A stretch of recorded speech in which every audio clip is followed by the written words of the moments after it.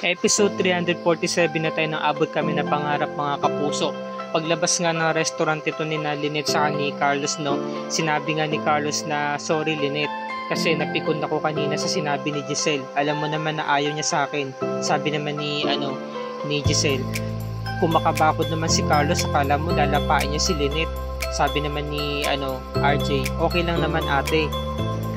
Sabi naman ni Giselle, ang sabihin mo, meron ka pa rin pagtingin kay Lynette.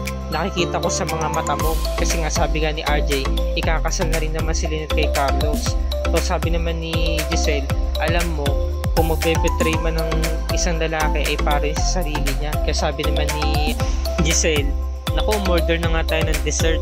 Tapos sinabi nito ni Lynette, alam mo Carlos, kahit anong mangyari, ikaw lang ang mahal ko, kaya ikaw ang pipiliin ko. Sabi naman ni Carlos, pwede bang wag na natin isama si Giselle sa engagement party? Sabi naman ni Lynette, at saka nagkausap na kami ni Ma'am Giselle, sabi niya hindi rin daw siya pupunta na engagement party kasi ramdam daw niya na ayaw mo sa kanya. Kaya okay na yun. Pwede ba bago tayo umalis, may daanan muna tayo, ano yun? Gusto kong mag-dessert? O sige ba? Tapos ito nga nagkausap na. Sabi naman ni RJ, alam ko boto ka sa akin para kay Lynette, pero okay lang sa akin yun. Kasi wala na talaga eh. Alam naman natin na magkakaroon na rin ng sariling pamilya si Lynette balang araw. So wala na nagawa itong si Giselle kundi tanggapin na lang lahat, di ba? At syempre, inunawa niya yung kanyang kapatid kahit na umaasa ito na gustong gusto niya talaga si Lynette para sa kapatid niya. So ayun, hanggang sa umorder na nga sila ng dessert.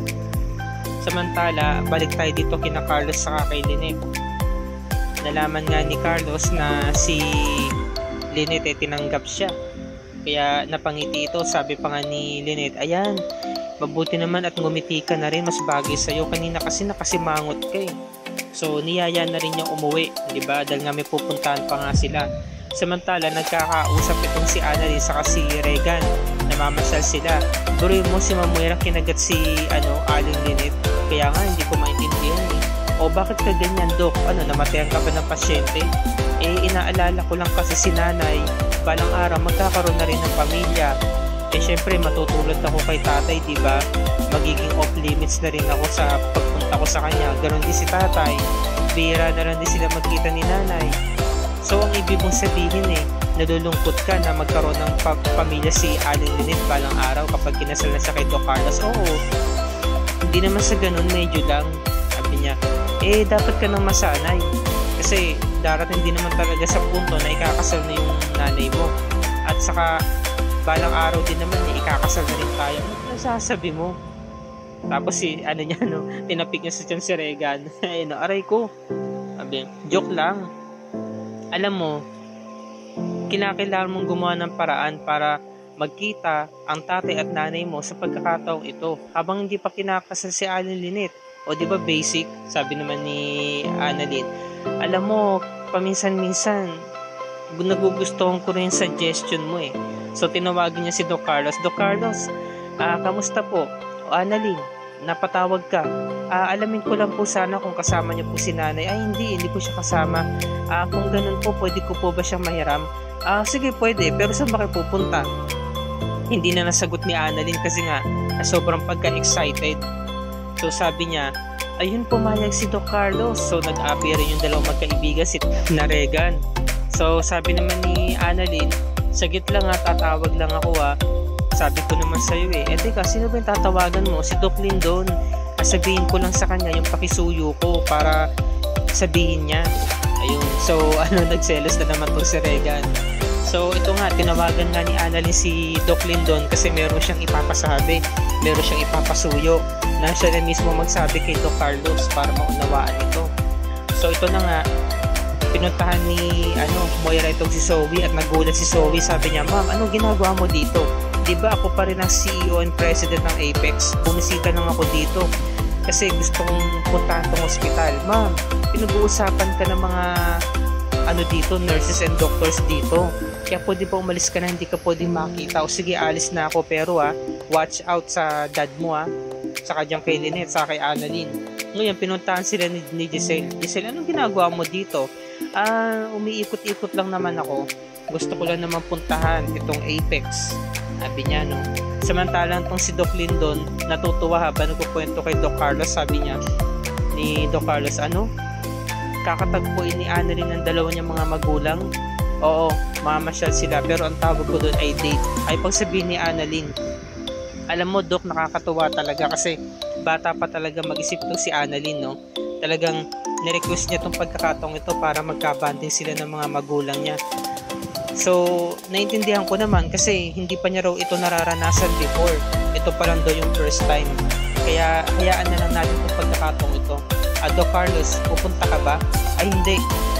Pabayaan ko na lang sila kasi banding naman nila itong magpamilya. Sabi niya, hinayaan na ni Doc Carlos. Samantala, napaisip kong si Doc Lindon kasi nga inintindi na lang niya itong si Doc Carlos no, na hindi na nga siya pupunta pa kung nasa saan yung tatlo. Samantala, si Lynette nandun na nga sa park at katawagan si Annalyn. Nasaan ka, anak? Nay, lingon po kayo sa may bandang kaliwa nyo. Malapit ka na ba? Oo, nandito na ako. Sige, Nay, hintayin mo ako, puntahan kita. Ngayon, meron mga nagsacycling at muntik na masagasaan si Lynette. Napatras siya at matutumba siya, ngunit sinalo siya ni RJ. So, kilig moments, no? RJ, anong ginagawa mo dito? Sinusundan mo ba ako? Hindi, no? Sa totoo niyan, pinapunta rin ako ni Annalyn dito. Ano? Pinapunta ka ni Annalyn? Anong ibig sabihin nito? So, bigla nang dumarating si Regan saka si Annalyn, nakasakay sila sa sidecar. Sa nirentahan nilang sidecar. Nay, tay, o Annalyn, ikaw pala. Nagulat sila, no? So, wala na nga silang magagawa dahil nandiyan na sila sa lugar na yan, di ba? Para silang tinawagan ng anak nila. It's a surprise, sabi ni Annalyn. Nay, tay, pasensya na ha. Pero kailangan ko tong gawin para naman magsama tayo. Diba? Susulitin ko tong pagkakataon na to na kumpleto tayo kasi baka hindi na natin tong magawa kapag ikinasal ka na. So, ayun nga, sabi ni Rega, nakakatawa. Nice, ayos to, double date. Sabi ni Annalyn, anong double date pinagsasabi mo dyan? Bumaba ka nga dyan. O kita mo tayo, ayaw bumaba ni Regan, no? Sabi ni RJ, no? Regan, ay ito nga po, sir. Baba si Regan, eh. So, sige na, nice, sakay ka na. Sumakay si Lynette sa may sidecar at si RJ naman yung nag-drive. Sabi naman ni Lynette, kaya mo ba kami? Oo, kaya ko kayo. Sabi niya. So, namasyal sila. Ito yung maikling oras or minuto na nagkasama yung tatlo na naging kumpleto sila. Kaya, ang saya ng moment na to. Diba? Ang saya ng moment na to, may halong kilig, diba? Punong-puno ng saya. At natutuwa rin naman si Regan habang nakikita si Annalyn, no? Nakapiling yung mga magulang niya. Masaya talaga siya. Nakakatuwa itong eksena to kasi ang saya talaga nila. Ay na para talaga silang totoong diba? Magpamilya. No? And then si Annalyn naman, sinusulit yung pagkakataon kasi nga bata pa nga talaga siya. Diba? So ito, nagkasagutan tong sina Giselle, sabi niya, alam mo, Moira, darating din ang panahon na magkakahiwalay na kayo ng tuluyan ni Obeng at mapapasa amin ulit itong hospital na to dahil sa amin naman talaga to. Sabi naman ni Moira, ako pa rin ang CEO ng Apex na to kaya gagawin ko kung ano ang gusto ko dito sa hospital na to. Sabi naman ni Giselle, ang ganda ng hospital ng Apex noon, daming nabago.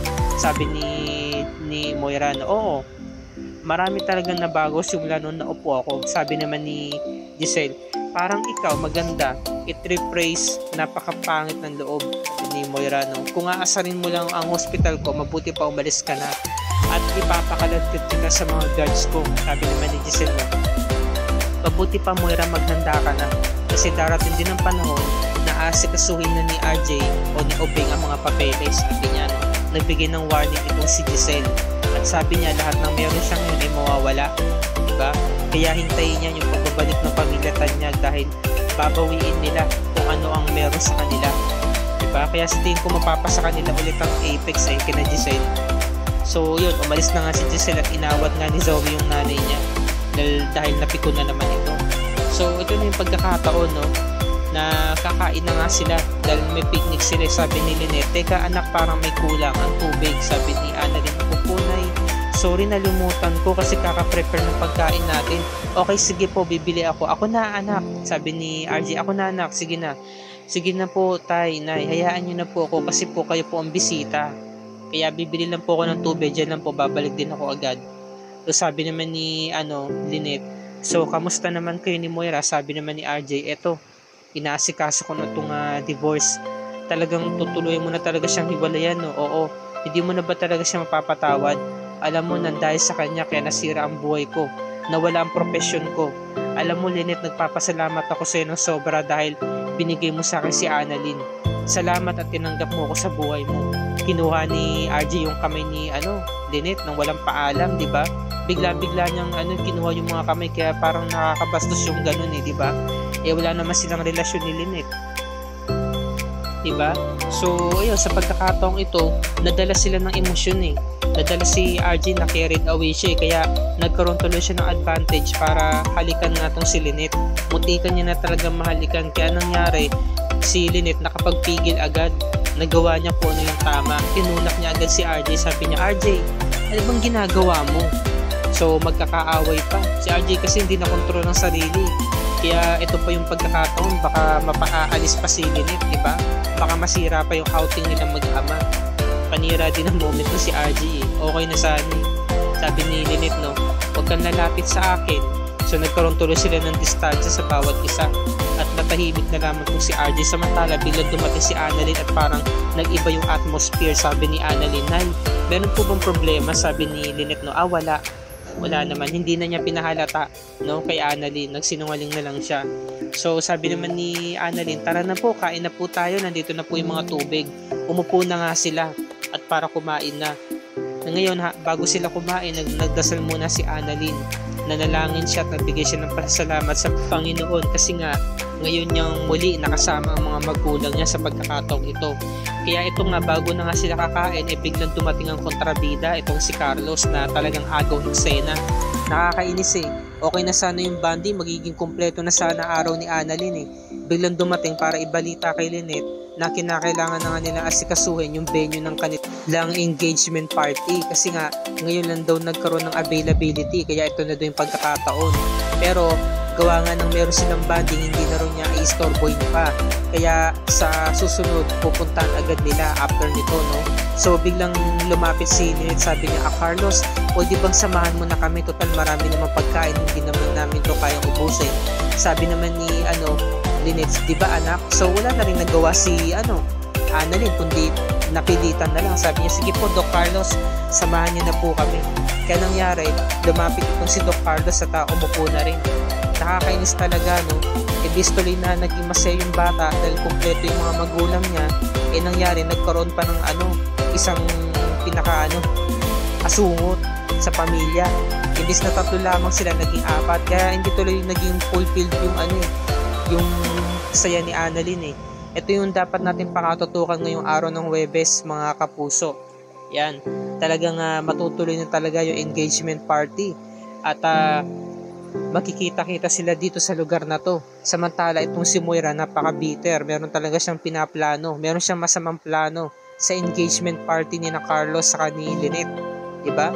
Kahit saan talaga ang bida, nandun din ang kontrabida. Kaya asahan natin na merong magaganap dito sa araw na to. Kaya ano kaya yun? At dito na po nagtatapos ang review and recap para sa araw na to. Kung bago ka pa lamang sa akin channel, kapuso, i-like mo ang video na to at i-share mo na rin sa iyong social media platforms. I-click mo na rin ang subscribe button at notification bell icon para lagi ka updated sa mga episodes ng Abot Kami na Pangarap and other GMA shows tulad nito. Maraming salamat sa inyong panonood, mga kapuso, and God bless sa us all.